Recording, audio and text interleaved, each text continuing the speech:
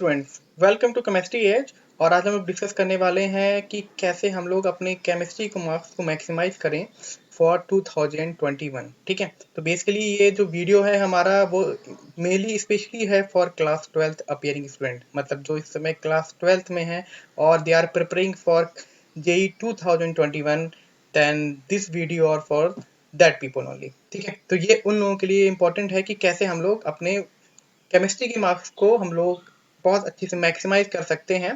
पूरा chapter wise analysis भी है और साथ में हम लोग कुछ टिप्स एंड ट्रिक्स भी देंगे कि कैसे हम लोग को केमिस्ट्री में मार्क्स को हमें मैक्सिमाइज करना है। ठीक है, तो सबसे पहले हम लोग चलते हैं कि हमारी सबसे पहले मैंडेटरी प्रोसेस क्या होती है। ठीक है, तो सबसे पहले हमारी किसी भी कॉम्पिटिटिव एग्जाम में हमें अगर क्रैक करना है या उसको पूरी तरह से अच्छे नंबर लाने हैं तो उसके लिए तीन ये मेन स्ट्रेटजी होती हैं। ये तीन स्ट्रेटजी सबसे ज़्यादा इंपॉर्टेंट है, इसको बिल्कुल ध्यान में रखना है। सबसे पहले तो हमारे होते हैं क्लास नोट्स, सबसे इंपॉर्टेंट। क्लास नोट्स या रिवीजन नोट्स या आपकी सेल्फ नोट्स, ये हमारे पास होने ही होने चाहिए। इसका में हम लोग जो टाइम हम लोग डिवोट करते हैं वो देते हैं 10 से 20% ऑफ टोटल प्रिपरेशन टाइम। ठीक है, टोटल प्रिपरेशन टाइम का 10 से 20% ही हमें क्लास नोट्स के लिए देना है, सिर्फ और सिर्फ 10 से 20%, ज़्यादा हमें डिवोट नहीं करना है क्लास नोट्स के लिए। और कोशिश ये करनी है कि जो हमारे क्लास नोट्स हैं वो हमारे खुद के होने चाहिए, सिर्फ और सिर्फ खुद के होने चाहिए। बाहर का जो मटेरियल है कोशिश करना अवॉइड करना है और खुद जो आप खुद से हाथ से लिखो उससे हमें क्लास नोट्स बनाने हैं। और हर एक चैप्टर के बाद हमें 2 या 3 जो पेजेस हैं वो हमें छोड़ने हैं, ताकि आप लोग जो प्रीवियस ईयर के क्वेश्चंस करें तो उन पेजेस को वहां पर उन जो क्वेश्चंस हमारे फंस गए हैं तो उन क्वेश्चंस को हम लोग उन पेजेस में लिखने की आदत डालें। दूसरा इंपॉर्टेंट फेज आता है कि रिवीजन। ठीक है, किसी भी हमारे एग्जाम का जो है रिवीजन ही एक इम्पॉर्टेंट हमारा पैरामीटर होता है, जिससे हम किसी भी एग्जाम को और अच्छे से क्रैक कर सकते हैं। इसका जो टाइम होता है वो हमारा होगा 30 से लेकर 40% ऑफ द टोटल टाइम। यानी कि ये मान के चलिए कि अगर आप कोई भी एग्जाम देने जा रहे हैं तो कम से कम 10 से 15 बार आपका वो चैप्टर रिवाइज हो चुका हो। ठीक है, पूरी तरह से रिवाइज हो चुका हो, आपने उसके नोट्स बनाए हैं, उसके बाद हमने प्रीवियस ईयर के क्वेश्चंस किए हुए हैं, पीछे लिखा हुआ है और उनको हमें रिवाइज करना है। तो इसका जो टोटल डिवोटेड टाइम होगा वो होगा 30 to 40%। ठीक है, इसके बाद हमारा तीसरा और सबसे इम्पोर्टेंट फेज, ठीक है, सबसे इम्पोर्टेंट फेज यही है, प्रैक्टिस। सबसे इम्पोर्टेंट फेज यही है, प्रैक्टिस। किसी भी एग्जाम को अगर हमें क्रैक करना है तो उसका सबसे इम्पोर्टेंट फेज है प्रैक्टिस। प्रैक्टिस में हमें कोशिश ये करनी है कि 50% के आसपास टाइम सिर्फ और सिर्फ प्रैक्टिस पे देना है। कोई भी हमने हमने चैप्टर सॉल्व किया है, ठीक है, तो उसको हम लोग पर बारीकी से सारी क्वेश्चंस हमें सॉल्व करने हैं, पहले प्रीवियस ईयर लगाना है, कई सारी शीट्स लगानी है जो हम लोग आगे डिस्कस करेंगे, लेकिन प्रैक्टिस पे करीब आधा हमें पूरा टाइम डिवोट करना है सिर्फ और सिर्फ प्रैक्टिस के, क्वेश्चन प्रैक्टिस पे। तो ये तीन हमारे इंपॉर्टेंट पॉइंट थे। सबसे पहले हम लोग का नोट्स बनाने का टाइम आता है जिसपे हमें थोड़ा कम टाइम देना है। इसके बाद दूसरा आता है हमारा डिवीजन नोट्स, हमें मीडियम टाइम देना है 30 to 40%, और सबसे ज्यादा टाइम हमको देना है प्रैक्टिस पे। और किस किस क्या क्या प्रैक्टिस करनी है ये आगे वाले हम लोग वीडियोस में देखेंगे। इसके बाद हम लोग देखते हैं कि क्या क्या हमारी स्ट्रेटजी होती है कि कैसे भी हम किसी भी एग्जाम को क्रैक करें। तो ये 5 पॉइंट स्ट्रेटजी है हमारी कि हम लोग कैसे किसी भी हमारे जो एग्जाम है उसको क्रैक कर सकते हैं।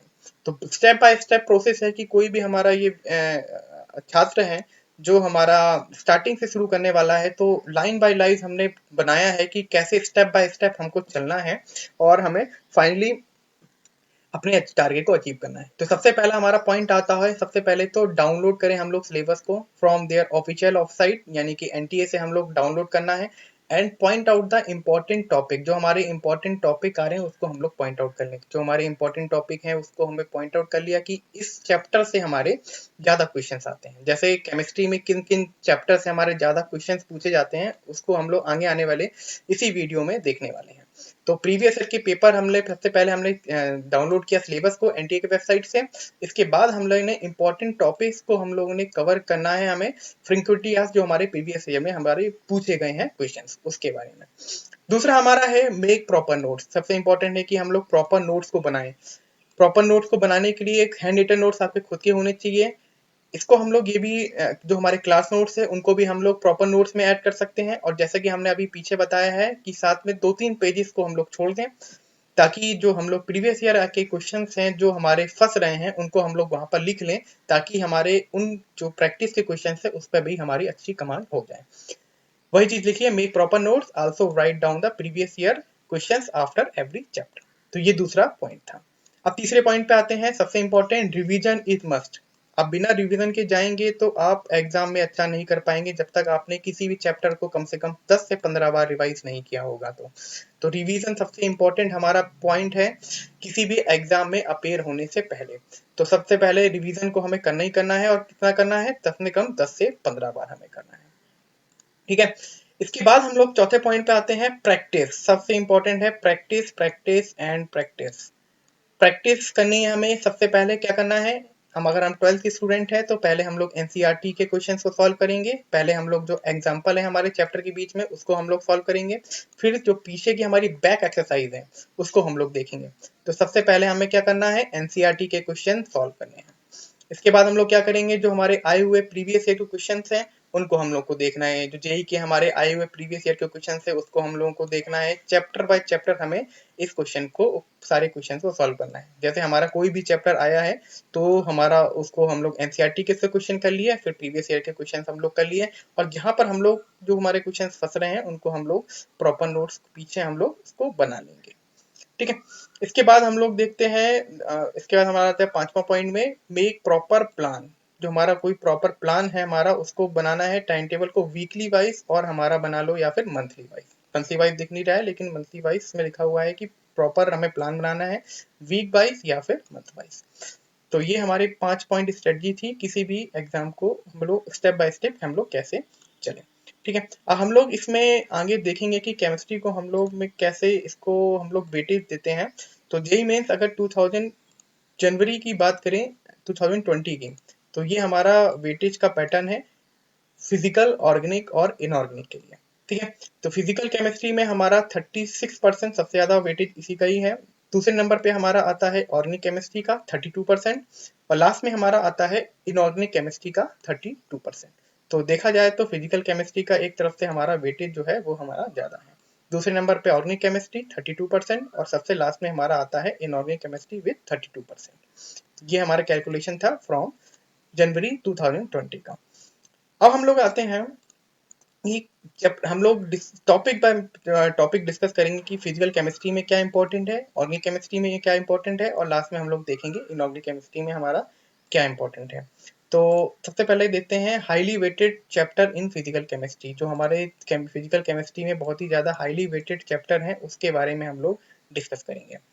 तो सबसे पहला हमारा जो है सबसे ज्यादा वेटेज रखता है वो रखता है केमिकल इक्विलिब्रियम, जो हम आप लोगों ने क्लास 11th में पढ़ा होगा, फर्स्ट पार्ट आखिरी चैप्टर। केमिकल इक्विलिब्रियम भी आ सकता है और आयनिक इक्विलिब्रियम, ये दोनों ही हमारे इंपॉर्टेंट है, केमिकल इक्विलिब्रियम और आयनिक इक्विलिब्रियम। दूसरे नंबर पे आते हैं हमारा थर्मोडायनेमिक्स एंड थर्मोकेमिस्ट्री। जो हमारे थर्मोडायनेमिक्स और थर्मोकेमिस्ट्री के भी काफी अच्छे ज्यादातर क्वेश्चन हमारे पूछे जाते हैं, जो हमारे आप लोगों ने ऑलरेडी क्लास 11th में पढ़ लिया होगा। तीसरे नंबर पे आते हैं हमारा इलेक्ट्रोकेमिस्ट्री, जो आप लोग जस्ट अभी पढ़ने वाले हैं इलेक्ट्रोकेमिस्ट्री को क्लास 12th में फर्स्ट बुक में। इसके बाद आते हैं केमिकल काइनेटिक्स, सेम वही क्लास 12th का पहला जो हमारा बुक है उसमें हमारा केमिकल काइनेटिक्स दिया हुआ है, जिसमें हम लोग रेट ऑफ द रिएक्शंस के बारे में देखते हैं कि रेट ऑफ रिएक्शन कैसे निकलेगी और different type of order of reaction कैसे हम लोग किसी भी रिएक्शन की सॉल्व करते हैं। और लास्ट में आता है हमारा एटॉमिक स्ट्रक्चर, ये भी हमारा एक इम्पॉर्टेंट हमारा टॉपिक है जो आप लोगों ने 11th में पढ़ा होगा, और इसमें मेनली जो क्वेश्चंस आते हैं वो हमारे बोहर्स मॉडल से ही आते हैं कि इसकी एनर्जी पूछ लिया जाएगी कि एनर्जी बताओ, या रेडियस के हमारे क्वेश्चंस पूछ लिए जाएंगे कि रेडियस बता दो, या क्वांटम नंबर से हमारे क्वेश्चंस पूछ लिए जाते हैं। तो बेसिकली ये हमारा आइडिया है फिजिकल केमिस्ट्री में सबसे ज्यादा मोस्ट इम्पोर्टेंट वेटेज जो हमारे सबसे ज्यादा है इन्हीं चैप्टरों का है। तो इन चैप्टरों को एटलीस्ट अच्छे से पढ़ के जाना है, कम से कम बार बार रिवाइज करके और सारे क्वेश्चंस लगा के हमको जाने हैं। इसके बाद हम लोग आते हैं जो हमारे ऑर्गेनिक केमिस्ट्री है उसके बारे में देखते हैं, सबसे ज्यादा इम्पोर्टेंट। ऑर्गेनिक केमिस्ट्री में सबसे इम्पोर्टेंट हमारे तो होते हैं कार्बोनाइल कंपाउंड। जितने भी हमारे कार्बोनाइल कंपाउंड होंगे, आइदर वो हमारे एल्डिहाइड्स हो या हमारे कीटोन्स हो या हमारे एसिड्स हो, इनके बारे में, इनकी जो रिएक्शन मैकेनिज्म होती है डिफरेंट टाइप की, उनके बारे में, इनकी प्रॉपर्टीज, इनको भी पढ़ना है। और कैसे हम लोग एक दूसरे को एल्डिहाइड को कीटोन में या एल्डिहाइड को हम लोग एसिड में कैसे कन्वर्ट करेंगे, तो इसके ऊपर भी कई क्वेश्चन। इसके बाद हम लोग देखते हैं हमारा दूसरा जो है पॉइंट है, वो सबसे इंपॉर्टेंट रिएजेंट है जिसका नाम है हमारा एल्कोहल्स एंड फिनॉल्स। ठीक है, ये एल्कोहल एंड फिनॉल्स पे बहुत क्वेश्चन पूछे जाते हैं, बॉइलिंग पॉइंट पर पूछ लिया जाएगा, एसिडिक स्ट्रेंथ पे पूछ लिया जाएगा, तो बहुत ही इंपॉर्टेंट चैप्टर है एल्कोहल एंड फिनॉल्स।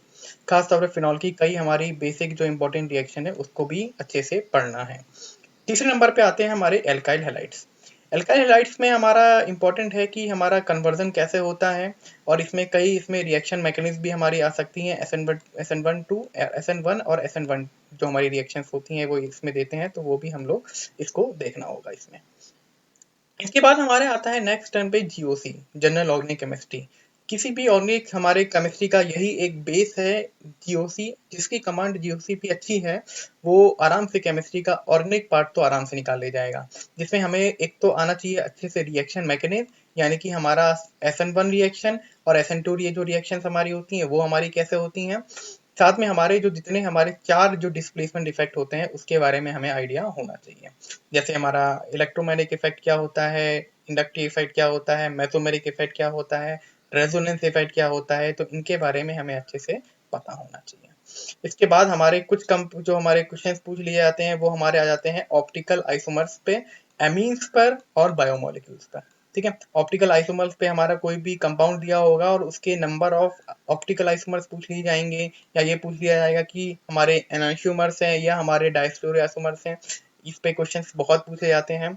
एमीन्स जो है उस पे हमारा जनरली पूछा जाता है बेसिसिटी और ऑफ एमीन्स पे हमारे बहुत क्वेश्चंस आते हैं कि हमारे वेपर फेज में या हमारे गैसियस फेज में हमारे एमीन्स की हमारे बेसिसिटी बताओ, या फिर हमारे एक्वस सॉल्यूशन में बेसिसिटी ऑफ एमीन्स बताओ। और लास्ट में हमारा आते हैं बायोमोलिक्यूल्स के क्वेश्चंस हमारे, और ज्यादातर हमारे बायोमोलिक्यूल्स के शुगर पे क्वेश्चंस आ सकते हैं, प्रोटीन्स पर आ सकते हैं, डीएनए आरएनए पर आ सकते हैं। तो ये हमारे इंपॉर्टेंट कुछ टॉपिक हैं ऑर्गेनिक केमिस्ट्री के। और लास्ट में हम लोग देखते हैं हमारे इनऑर्गेनिक केमिस्ट्री के क्या क्या इंपॉर्टेंट पॉइंट हैं। सबसे ज्यादा हमारा केमिकल बॉन्डिंग, सबसे ज्यादा इंपॉर्टेंट यही है हमारी केमिकल बॉन्डिंग। केमिकल बॉन्डिंग में और उसमें भी हमारी 3 जो थ्योरीज आती हैं, एक हमारी आती है, पहली थ्योरी थी हमारी बैलेंस बॉन्ड थ्योरी, जो हमारी कम इंपॉर्टेंट है, लेकिन जो 2 इंपॉर्टेंट थ्योरी हैं वो हमारी हैं, एक तो हमारा है एमओटी थ्योरी। ठीक है, मॉलिक्यूलर ऑर्बिटल थ्योरी, ये हमारी एक तो इंपॉर्टेंट है, दूसरा हमारा है वेस्पर थ्योरी। ठीक है, वेस्पर थ्योरी में हमारा डिफरेंट तरह की ज्योमेट्री हमारे पूछ ली जाएगी स्ट्रक्चर से, कि हमारे इस कंपाउंड की ज्योमेट्री बताओ, लोन पेयर बताओ, नॉन लोन पेयर बताओ, या हाइब्रिडाइजेशन बताओ। तो केमिकल बॉन्डिंग में सबसे इंपॉर्टेंट तो यही है, एमओटी एंड वेस्पर थ्योरी, तो इसके बारे में हमें अच्छे से पता होना चाहिए। दूसरा आता है important P block elements. S block, P block, D and F block भी होते हैं, लेकिन सबसे ज्यादा क्वेश्चंस पूछे जाते हैं पी ब्लॉक से, और खास तौर पर पूछे जाएंगे हमारे 5th और 6th ग्रुप से, यानी कि नाइट्रोजन साइकिल या फिर दूसरा है हमारा ऑक्सीजन साइकिल। इन दोनों से हमारे बहुत क्वेश्चंस आते हैं, नाइट्रोजन साइकिल और ऑक्सीजन साइकिल से। तो पी ब्लॉक में ये 2 साइकिल तो साथ में करके जानी है, साथ में हमारा जो हमारे इनर्ट गैस है उस पर भी हमारे ज्यादातर क्वेश्चंस आ जाते हैं। तो ये हमारे 2 इंपॉर्टेंट 5th ग्रुप और हमारे 6th ग्रुप।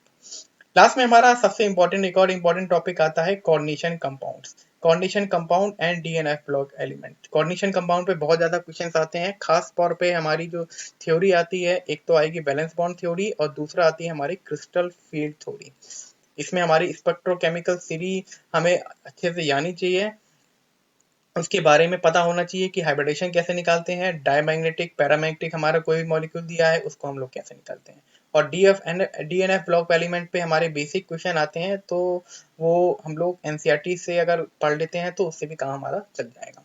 तो ये हमारे पूरे सेक्शन के थे सबसे इम्पोर्टेंट चैप्टर, फिजिकल के, ऑर्गेनिक के और इनऑर्गेनिक के। तो अच्छे से आप लोग पढ़िए और इस पूरे वीडियोस को दोबारा 2-3 बार देखिए, ताकि आपको क्लियर हो जाए कि किसी भी हम लोग को टॉपिक को कैसे पढ़ना है और क्या क्या इंपॉर्टेंट है हमारा केमिस्ट्री में पार्ट वाइज, उस पे अच्छे से कमांड होनी जरूरी है। Thank you.